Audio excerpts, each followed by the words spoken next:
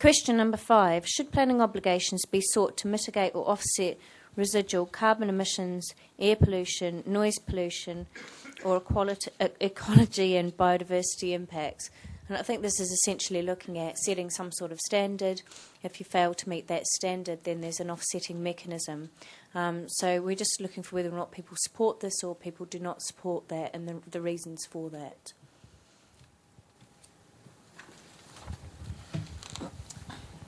Hi, John Richards from Knight Frank. I'd like to see the Council taking an approach whereby they're actually seriously thinking about how they can save the most carbon per money spent from development. That is to say that a lot of local authorities are setting very arbitrary standards, whether it's Code for Sustainable Homes Level 6 or BREEAM Outstanding, or even the phrase zero carbon, without actually thinking how best that money can be used to actually save carbon emissions. An example would be the costs that it takes development to achieve Code for Sustainable Homes Level 6 if the Council were to only require, for example, Code Level 4, which in itself is a very high standard of sustainability, and to use a proportion of the money that the developer would have spent in taking it further to Code Level 6 on, for example retrofitting very poorly performing 1960s or 1970s development, they would actually, I suspect, find that they would actually be saving a lot more carbon than if they'd have required new developments to go all the way to Code Level 6. I think it's important to understand that new development only accords for a very small amount of carbon emissions from the built environment. But of course it's getting an adequate mechanism whereby that money can be spent and actually used in retrofitting. So you're almost suggesting an either-or rather than a presumption that you achieve the target in the first instance, and if you can't, then you pay the offsetting, that the developer decides, and for every, say, point against the criteria that they don't meet, there's a set amount that they can choose to pay, which would be used to retrofit. Yeah, absolutely. I mean, I think if you're in a position whereby you can save a lot more carbon by spending money elsewhere on a poorly performing building, whether it's a large landowner or whether it's the city council that are doing that work, then I think it's much more beneficial in terms of saving the environment and the sustainability agenda than actually requiring developments to achieve what can be quite arbitrary standards such as zero carbon or Code Level 6. Okay, thank you. Are you proposing that would actually be delivered as well, or would that be money into a pot which would then be distributed? I mean, it depends upon the mechanism that the council chooses to use. I mean, they could be, yourselves could be very proactive in almost getting some sort of quango, like City West Homes do for affordable housing, to actually use that funding to retrofit, whether it's your own buildings, whether it's buildings whereby you're giving grants to the owner to do it themselves. And that needn't just be carbon. It could be in terms of the efficiency of water use. It could be in terms of sustainable living roofs and biodiversity standards. I think there are a lot of ways that it could work. Hi, Councillor Connell, and since I'll only introduce myself once, but I'll probably say a bit more later on, the Cabinet Member responsible for economic development matters, amongst other things. Agree with three-quarters of what the gentleman just before me has said, so strongly support that.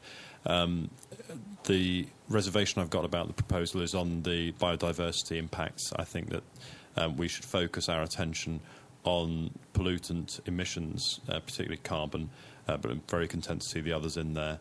I think in a Westminster context, frankly, the issue of green roofs and so on will be used as a bit of a red herring if I'm not mixing my biological metaphors too much. Thank you. Hugh. At one level, I think I should instinctively be welcoming this because I think it makes life so complicated for people like me to help you. But I have to say, this makes me quite nervous in the sense that if you think about it in terms of environmental assessment, you identify an environmental effect that you then seek to mitigate. And good development on the whole will try and deal with it within the terms of its development. And I just worry that the idea that you can price this in a meaningful way, that it has a direct relevance with the effects the one's trying to mitigate, and then what do you do with the money that does it amount to mitigation? And I sense that this, in practice, might be a step too far in terms of how far you can take the concept. So I'm just slightly wary of this, I have to say. And I think it's beginning to stray between environmental effects assessment and those direct planning issues and a different concept of looking for some sort of economic pricing of externalities, which is a rather different topic. Okay, thank you. In terms of what it might be spent on, in terms of if a fund was established, I mean, have we got any particular suggestions? This is going to be discussed in one of the other workshops, the sustainable design, but in terms of certainly equality, I mean, we were discussing internally as in how old would a building have to be before you would consider retrofitting it, and sort of making sure that, you know, those who came in just before the policy was introduced, there was some sort of justice in terms of those who came just after. And I don't know if anyone's got any suggestions for the criteria that they think in terms of how we might spend such funding if it was pooled and secured in this way. Or certainly some examples where you think it would be inappropriate to be spending we've had on biodiversity and ecology. But are there any other ideas against those? And Matthew. I like very much what the gentleman from Knight Frank suggested, and I took from it the fact that it would be a developer who had effectively two buildings, the one that could reach the very high standard and another building that was a low-performing building, and you'd actually be looking at the two buildings together and you'd be saying, well, we could spend this amount of money and achieve this level on that one building, but overall I'd still have this second building that would be performing badly. And so there would be some sort of relationship. And I know that developers do that at the moment in relation to sometimes providing, in our area at Shaftesbury PLC, quite often provide the residential in the building next door or across the street or whatever in order to upgrade or change an A1 and a B1 building. And so I had seen it as being done by a developer, and that person then being responsible for delivery and for measurement and monitoring that the carbon saving has been achieved in the two buildings, rather than going to some, you know, sort of external fund which might frankly waste the money or not apply it effectively, or apply it on something that didn't achieve much of a carbon saving. And that's what I thought was really exciting about your suggestion. Okay.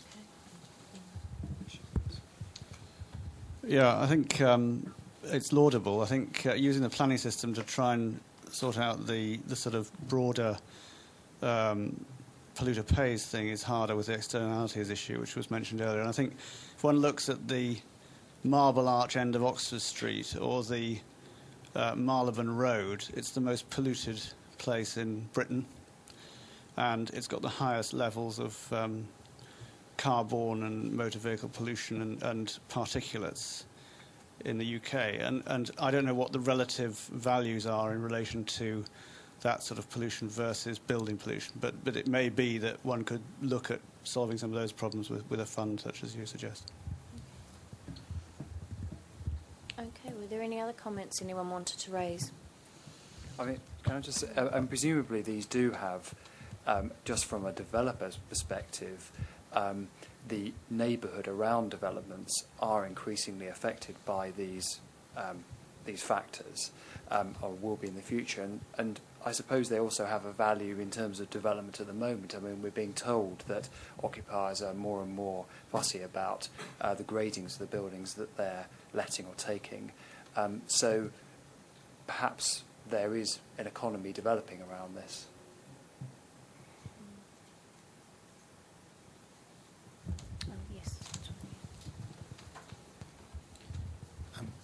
Simply an observation in relation to however the pricing mechanism is going to work. The impression given is that what you have in mind is measures that are solely looking at what the new building will be in terms of a polluter once it's built, whereas there seem to me to be three other aspects that should be considered as well. The first is the amount of pollution that's going to be created by building the new building and demolishing the old one, being the second, and the third is the level of pollution coming from the site at present, because as was observed earlier, there will almost certainly be a building there. Mm-hmm. So something that didn't meet ideal standards could still be a huge improvement, but wouldn't necessarily be a huge improvement when you factor in the cost of demolition and the cost of the ecological cost, of building. It'd be like looking in terms of a car at the carbon emissions solely and quietly forgetting about the cost of scrapping the old car and all the steel and glass and rubber that's going to go into building the new one. So would you support an assessment against net gains as opposed to an absolute value? If there is going to be a fair scheme that doesn't discourage refurbishment,